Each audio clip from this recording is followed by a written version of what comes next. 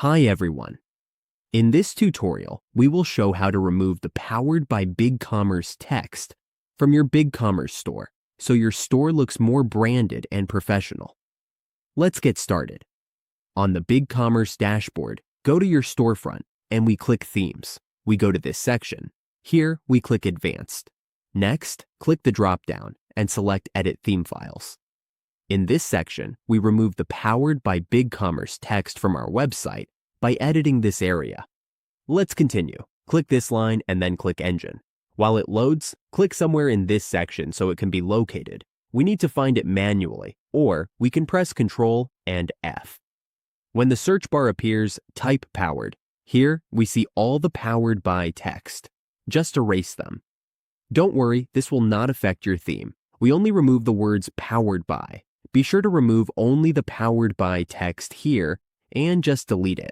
Locate and be careful not to delete any symbols, because this is a program. Now, once there is no more Powered by, just click Save and Apply. Once it's saved, go back to your website. If we refresh the page, there will be no more Powered by or Powered by Bigcommerce text.